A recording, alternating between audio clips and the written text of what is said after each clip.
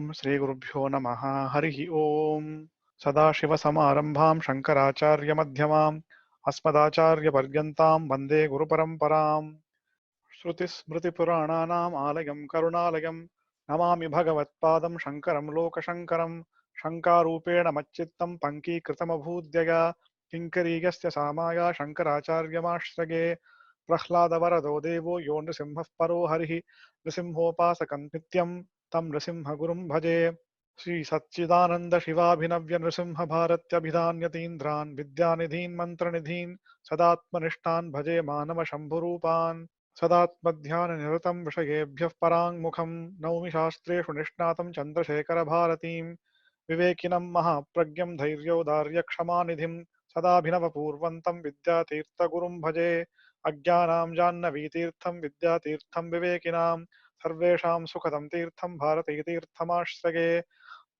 विद्याविनयसम्पन्नं वीतरागं विवेकिनं Vande वेदान्ततत्त्वज्ञं विदुशेखरभारतीम् Om In the last talk, we had seen the various names of Adi Shankaracharya briefly. Now we will look at some more names. If you look at the life history of Adi Shankaracharya, we will be amazed at the sheer depth and breadth of his knowledge. So today we will look at all those names that describe the extent of his learning, his skills as a speaker, as a debater. So we look at names that are focused on that. So the first name that we look at is Sarvatantra Swatantra Dhiye Namaha. The term Sarvatantra Swatantra refers to the person who is so well versed and who has assimilated all the systems of philosophy that are prevailing in his time, and the not only the width of his knowledge, the depth of the knowledge was to such an extent that he would be able to talk about each system of philosophy to such an extent as if it was his own philosophical system. However, not only was he a Sarvatantra Swatantra, he was able to also clearly present his own system, the Advaita system of philosophy, in such a manner that he was able to show how it was independent, distinct, and superior to all of them. So that is the meaning of the name Sarvatantra Swatantra Dhiye Namaha.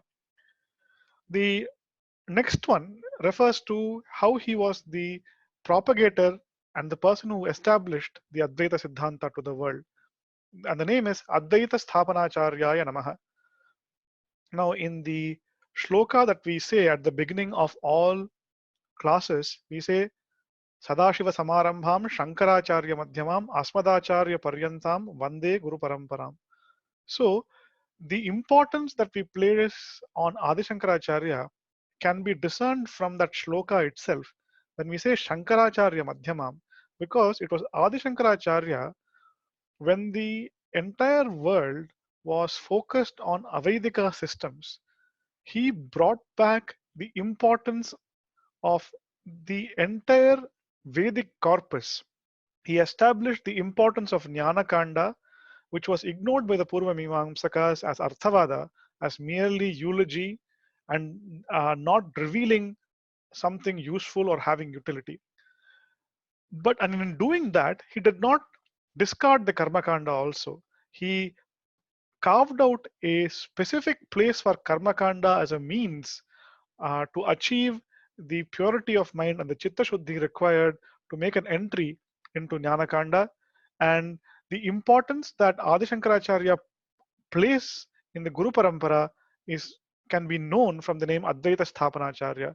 When Adi Shankara Bhagavatpada came into the scene, the knowledge that was embedded in the Upanishads and the Vedanta was simply lost to the world, and it was he, through his commentaries, the Bhashyas on the Prasthana Trayam, the Shruti Prasthana being the Upanishads, the Nyaya Prasthana being the Brahma Sutra, and the Smriti Prasthana being the Bhagavad Gita, he was able to establish how it is the Advaita Tattva that is pervading the entire Veda, and not just the Veda, the Puranas, the Itihasas, the Smritis, the entire Sanatana Dharma Vedic corpus, the collection of all works on Sanatana Dharma, how all of them had an import of revealing the Advaita Tattva, and he was able to show that quite clearly through the bhashyas and the Prakarana Granthas that he wrote, and that is why he is known as Advaita Sthapanacharya.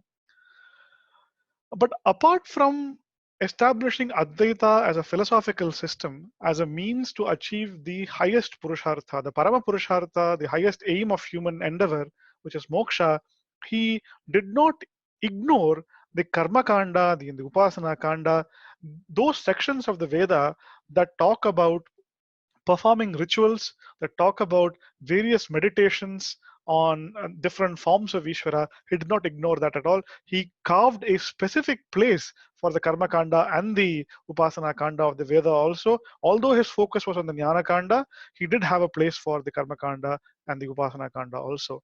And one of the activities that he did, we will look at in the next name, which is Shanmata Sthapanacharya Namaha. This refers to how Adi Shankara Bhagavad-pada, when in his time, there were multiple systems of worship of Ishvara. There was the group that worshipped Shiva. There was a group that worshipped Devi, Parvati, Parashakti. There was a group that worshipped Narayana, the Vaishnavas. There were different sects that worshipped Mahaganapati. There was different sects that worshipped Kumara, and some worshipped Surya. All of them thought that their particular deity was the ultimate, that they were the be all and end all, and all other deities were subservient to this main deity. That was the erroneous notion that people had. It was Adi Shankara Bhagavad-pada who was able to systematize the paddhati, the methodology of worship of the six forms of Ishvara, Shaivam, Shaktam, Vaishnavam, Ganapatyam, Kaumaram, Sauram, and he created the Shanmata and the paddhati of worshipping those forms of Ishvara, and he re-emphasized, brought again to light that Ishvara takes the form of a particular deity, any deity that an individual has a particular affinity for. So I have an affinity for Shiva. Ishvara will appear in front of me as Shiva. If somebody has affinity for Ishvara to appear as Devi, Ishvara takes the form for the benefit of the devotees. As Adi Shankara says in the Brahmasutra Bhashyam, Syat Parameshwarasyapi Ichhavashat Mayamayam Rupam Sadhakanugrahartham. Ishvara, out of his Maya, takes a form for the benefit of blessing the sadhaka. Depending on what the sadhaka prefers, the form that the sadhaka prefers, Ishvara takes. The different forms of Ishvara does not mean that one particular form is superior to another particular form or something is inferior to this form. No form of Ishvara can be talked of as inferior at all. All of them are simply different ways of representation of the same Ishvara, and the importance that he placed on the worship of these specific forms of Ishvara, it can be known because he set up specifically the 6 modes of worship. He was able to bring them all together under one common umbrella of Sanatana Dharma. And to this day, everyone who refers to themselves as a Smarta following Advaita Vedanta will not see any Taratamya or superiority or inferiority between the forms of Ishvara. We all believe that Ishvara is one, he simply takes different forms. The next name that we will look at in the Adi Shankara Ashtotra Shatanamavali is Durvadi Madhakhandanaya Namaha. This name represents how Adi Shankara Bhagavad-pada refuted the arguments of the Durvadis. And by Durvadis, we are talking about all the false philosophers, the Nastikavadis, who are against the Sanatana Vaidika Dharma. So not only was he a Advaita Sthapanacharya, not only did he find room for Saguna Ishvara worship through the Shanmata Sthapana, he also refuted the Avaidika systems. The importance that he places on every element of the Veda can be known. No element of the Veda is ignored in Advaita philosophy. Everything has its place. But if there is something which is Avaidika, which goes against the Vedic philosophy, Adi Shankara Bhagavad-pada simply does not let it stand.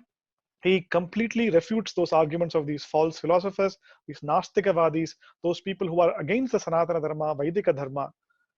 Having said that, he simply does not negate everybody in a blanket statement. As Adi Shankara Bhagavad-pada says in the Yoga Pratyukta Adhikaranam of the Brahma Sutra, when he was refuting the yoga system of philosophy, he says, Yena tu amshena na virudhyete, tena ishtameva, Sankhya Yoga Sprutyoho savakashatvam. That is, we are refuting the Sankhya and Yoga systems of philosophy only to the extent that they contradict the Vedas. To that amsha or that portion of the yoga which doesn't contradict the Veda, we do accept that. And therefore, we do find room for even those systems of philosophy that are different from ours. But that room is only to the extent that it does not contradict the Veda itself. Therefore, the name Dvisaptati Matochetre Namaha also equally applies to the life of Adi Shankara Bhagavad-pada. Essentially, this name is saying Adi Shankaracharya is he who has defeated 72 other Avaidika systems of philosophy that prevailed in ancient India. And by doing that, he has established Advaita Vedanta as the primary system or philosophy. And he traveled all across the country and he was victorious in debating versus the scholars that represented different philosophical systems all over the country. And therefore, the name Sarvadik Vijaya Prabhave Namaha also is applicable to him. He was victorious wherever he went. And his great strength was that he had the backing of the Veda as Pramana itself. So, in debating those systems of philosophy that were based on Veda Pramana, Adi Shankaracharya invoked the Vedas themselves to establish his system of philosophy, the Advaita system, and proved conclusively that the ultimate import of the Upanishads is Advaita Vedanta, the Paramatatparya or ultimate import of all the Upanishads.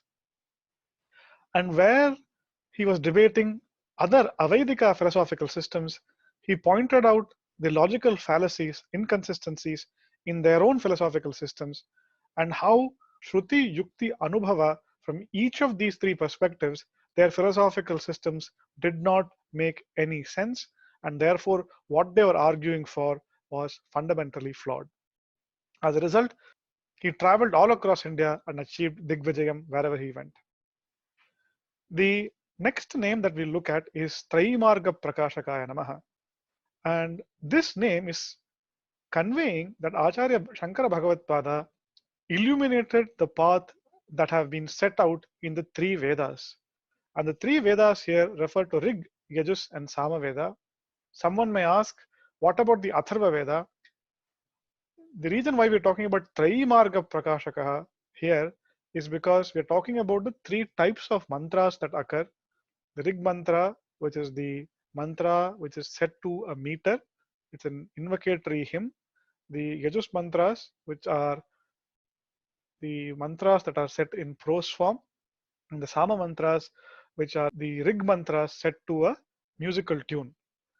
Now, the Atharva Veda also contains mantras that can be classified into the Rig, Yajur, or Sama type. The type of mantras that they represent are fall under one of these three categories, and therefore, what Adi Shankara Bhagavad-pada, one of his names is Traimarga Prakashakaha, he who has illuminated the path that have been set out in the three Vedas. Now, Adi Shankara wrote commentaries on 10 Upanishads. Isha Keta Prashna, Mundamandukya Titrihi, Aitareyanja Chandogyam, Brihadaranyakam Tatha. This is a verse that outlines the 10 Upanishads for which Adi Shankaracharya wrote commentaries. Of these, the Brihadaranyaka Upanishad and the Ishavasya Upanishad belong to the Shukla Yajurveda. The Taittiriya Upanishad belongs to the Krishna Yajurveda. The Prashna, Mundaka, and Mandukya Upanishads belong to the Atharva Veda. The Aitareya Upanishad belongs to the Rig Veda. And the Chandogya and the Kena Upanishads belong to the Sama Veda. So thus, he commented on the Upanishads belonging to all the four Vedas, and he established once and for all that the Advaita Vedanta and the Advaita Tattva is the ultimate import of all the Upanishads. And therefore, one of his names is Veda Vedanta Tattvajnaya Namaha. He revealed the ultimate reality that is denoted in the Vedas and the Vedantas. What about the Puranas and the Itihasas, etc.? he was well versed in the Puranas, Smritis, and the Itihasas also, and therefore one of his names is Purana Smriti Sarajnaya Namaha. He who knows the essence of the Puranas and the Smritis, and he went on to establish that even when the Puranas are talking about Saguna Brahma Upasana, their ultimate import is really the Advaita Tattva. If we look at his bhashyas on the Prasthana Traya, he makes so many quotations from various Puranas and the Smritis and establishes beyond doubt that the entire canon of Sanatana Dharma literature, comprising of Shruti, Smriti, Purana, Itihasa, ultimately points to that one reality. And therefore, Paramartha Prakashakaya Namaha. He who has revealed, illuminated the Paramartha Tattva, the ultimate reality or Brahman. Paramartha Tattva is that reality which is unnegatable anywhere at any time. As the great Gaudapada Acharya stated in his Mandukya Karikas, which were the commentaries written in verse form on the Mandukya Upanishad, he said, Maya matra midam dvaitam advaitam paramarthatah. This world that we perceive of duality is merely a figment of Maya, whereas it is Advaita, the non-dual Brahman, which is the ultimate reality. And thus, what we have seen here is Adi Shankara Bhagavad-pada has established beyond any doubt that the ultimate Siddhanta is Advaita Vedanta. He refuted all other schools of philosophy and presented a unified view of the entire Sanatana Dharma canon by integrating the Puranas, the Smritis, the Itihasas, the Veda Karma Kanda, Veda Jnana Kanda, and proved that the consensus, the samanvaya of entire Sanatana Dharma lies in Advaita Vedanta. With that, we will conclude this talk and we will take up a few more names tomorrow. Purnamadah Purnamidam Purnat Purnamudachyate Purnasya Purnamadaya Purnameva Vashishyate Om Shanti Shanti Shanti